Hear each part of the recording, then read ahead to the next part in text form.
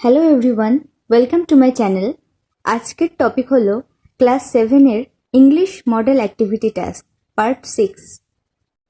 দেখো কি বলেছে, read the following passage and answer the questions that follow. নিচের প্যাসেজটি পড়ে প্রশ্নের উত্তর দিতে বলা হয়েছে।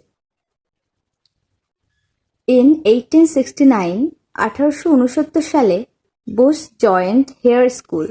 বোস হেয়ার স্কুলে ভর্তি হন।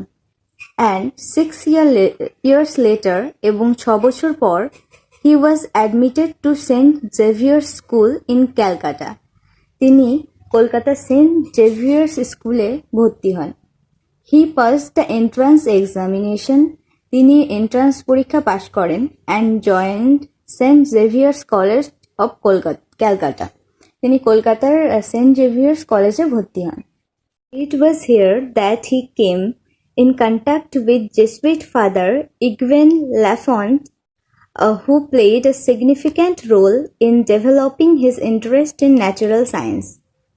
এখানেই তিনি জেসুইট ফাদার ইগওয়েন লাফন্টের সংস্পর্শে আসেন, যিনি তার জগদীশচন্দ্র বোসের প্রকৃতি বিজ্ঞানে আগ্রহ বাড়াতে একটা গুরুত্বপূর্ণ ভূমিকা পালন করেছিলেন।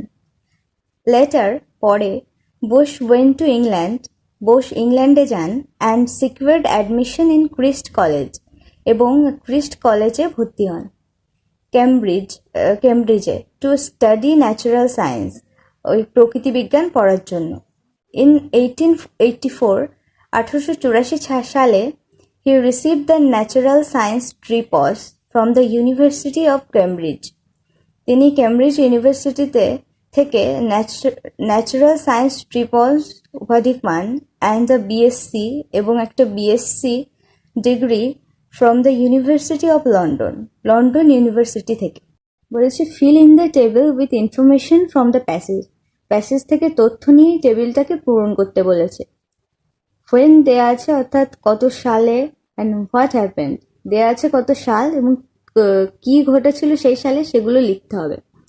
যেমন ধরো আছে প্রথমে 1869, এটা হবে বোস জয়েন্ট হেয়ার স্কুল, অর্থাৎ 1869 সালে বোস হেয়ার স্কুলে ভর্তি হন।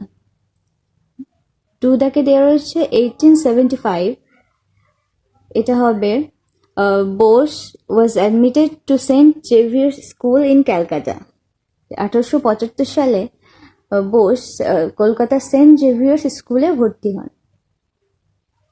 3 দাগে দেখো দেওয়া রয়েছে 1884, অর্থাৎ 1884 খ্রিস্টাব্দে কি ঘটেছিল।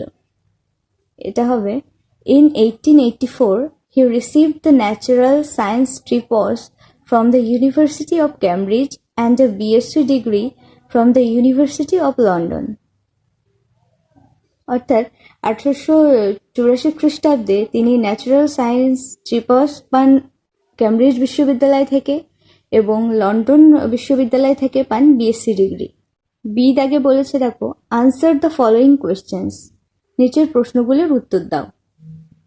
একে বলেছে from which school did J C Bose pass entrance examination.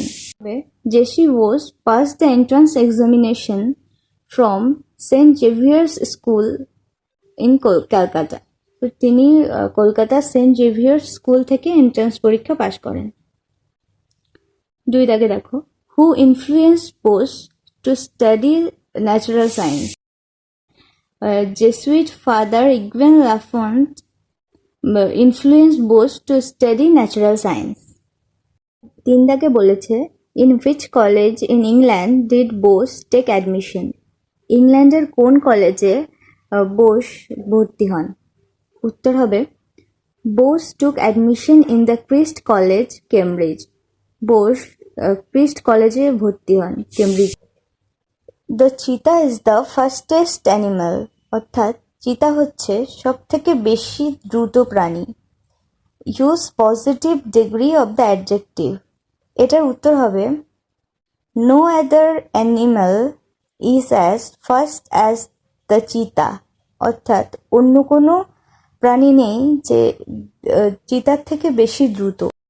2 দাগে বলেছে very few queens were as powerful as Elizabeth. খুব কম রানী এলিজাবেথের মতো শক্তিশালী ছিলেন। Use superlative degree. Superlative degree ব্যবহার করতে বলা হয়েছে। এটা হবে Elizabeth was one of the most powerful queens, অর্থাৎ এলিজাবেথ ছিলেন সব থেকে বেশি শক্তিশালী রানীদের মধ্যে অন্যতম। 3 দাগে দেখো, no other girl of our school is so pretty as Tania. আমাদের স্কুলে অন্য কোনো মেয়েই তানিয়ার মতো সুন্দরী নয়। Use comparative degree. Comparative degree ব্যবহার করতে বলা হয়েছে। দেখো, এটা হবে Tania is prettier than any other girl in our school, অর্থাৎ তানিয়া আমাদের স্কুলের যে কোনো মেয়ের থেকেই সুন্দর। অর্থাৎ অ্যাক্টিভিটি 3-তে বলেছে match column A with column B. Column এর সাথে কলাম বি কে মেলাতে বলেছে। 1 দাগে দেখো, ফিলাটেলিস্ট অর্থাৎ ডাক টিকিটের সংগ্রহকারী। এটা হবে হচ্ছে ওয়ান হু কালেক্ট স্ট্যাম্পস, অর্থাৎ যে স্ট্যাম্প সংগ্রহ করে। 2 দাগে দেখো বলেছে এথিস্ট। এথিস্ট মানে হচ্ছে নাস্তিক। এটা হবে a person who does not believe in the existence of god. একজন মানুষ যে ভগবানের অস্তিত্বে বিশ্বাস করে না। 3 দাগে বলেছে স্কাল্পটর অর্থাৎ ভাস্কর। এটা হবে an artist who make sculptures. একজন আর্টিস্ট অর্থাৎ একজন শিল্পী যিনি ভাস্কর্য তৈরি করেন। 4 দাগে বলেছে অ্যাপিয়ারি অর্থাৎ মধুমক্ষিশালা। এটা হবে এ প্লেস ওয়্যার বিস আর কেপ্ট। একটা জায়গা যেখানে মৌমাছিদের রাখা হয়। পেসিমিস্ট অর্থাৎ হতাশাবাদী। One who has the negative outlook in life. একজন যার জীবনে নেতিবাচক ভাবধারা।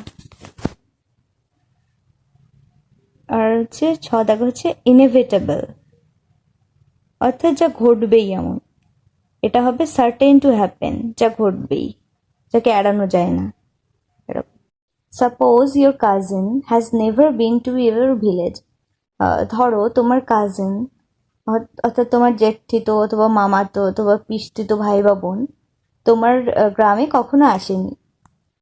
রাইট আ লেটার, একটা চিঠি লেখো, ইন অ্যাবাউট 70 ওয়ার্ডস, 70 শব্দের মধ্যে, to him or her describing your village, তাকে তোমার গ্রামের বর্ণনা দিয়ে, and inviting him or her to visit your village, এবং তাকে তোমার গ্রামে আসার আমন্ত্রণ জানিয়ে।